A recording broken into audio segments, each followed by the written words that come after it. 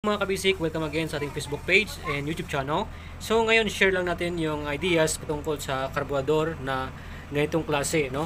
Siyempre, depende naman yan sa karburador ng motor, yung size niya kasi magkakaiba din minsan.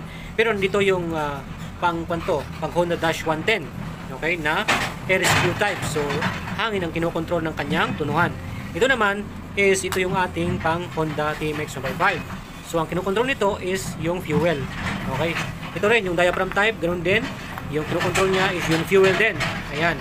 So, ito, ang sistema nito, parehas. Halimbawa, yung tunuhan niya is, pag paluwagan mo, dumadami yung gas. Okay? Ayan. Ito. Ayan. Pag pahigpitan mo, magle-less yung gas na papasok. At more na hangin ang papasok. Okay? Ito naman, syempre, pag higpitan mo, mas more na gas and less na hangin. Pagluwagan mo naman, more na hangin and less gas. Okay? Ganon. And then, mga kabisik, ito, ang tuner nito, halimbawa, may nagsabi sa atin, o nagsabi sa'yo, na 1.5 turn lang, no? Itong mga 110 na cc, okay? Itong 155 cc, mga 2.5 turns.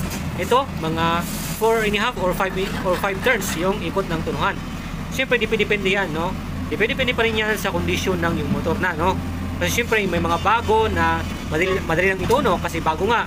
Mga medyo luma na, siyempre may mga na-adjust na, may mga na-customize na, kaya minsan hindi mo makukuha doon sa halimbawa, sinabi natin na ito sana 1.5 turns, okay na, no?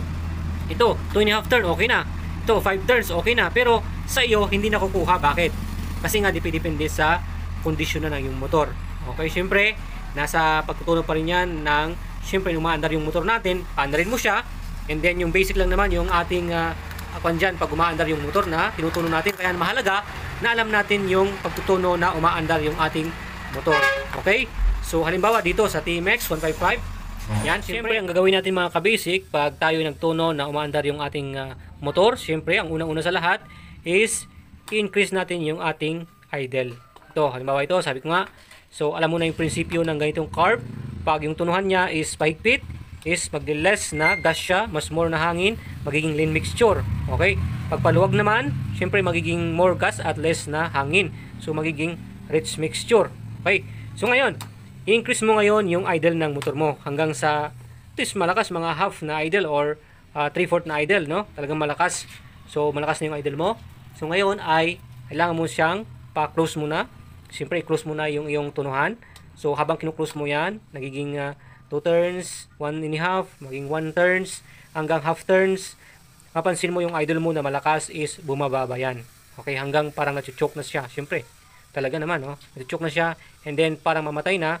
Okay, at namatay na nga doon sa fully close. Okay, yun, start mo na ulit yung motor mo. Maglagay ka na ng half turn muna, or 1/2, or 1 turn. Okay, maglagay ka na ng 1 turn sa tunuhan. Okay, so pag start mo, napansin mo sa idle niya, doon sa malakas na idle, naging mababa na siya. Okay, kasi nag-close ka na dito sa ating tunuhan.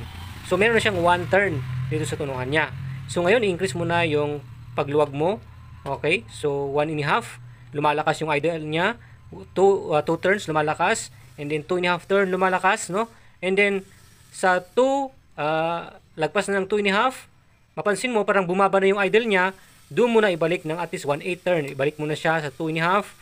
Okay? And then, syempre, babaan mo na yung idle niya. Ilagay mo sa tamang idle na. Tapos, try mong i-accelerate, no, i-throttle. Pag maganda yung response na niya, yung motor mo, wala nang namumutok, talagang diretso na yung under niya, yun na, okay na muna. Okay? So, naituno muna yung karburador. Pero, syempre, after yun, ay mag-plug reading ka. Okay? Nabiyahe mo na, mag-plug reading ka. Check mo kung good na ba yung ginawa mong pagtutunog. Pero halimbawa, lean pa rin, okay, puti pa rin, siyempre magdagdag ka dito. Okay, magdagdag ka ng gas. So, paluwagan mo ng 1/2, okay. Pag rich mixture pa rin, okay, halimbawa, no, magbawas ka ng gas pa, higpitan mo ng 1/2 turns. So, ganun siya mga kabasic. So, yun ang basic lamang na kaalaman patungkol sa ating karburador. Okay? So, thanks for watching. God bless everyone. Please like, share, and follow.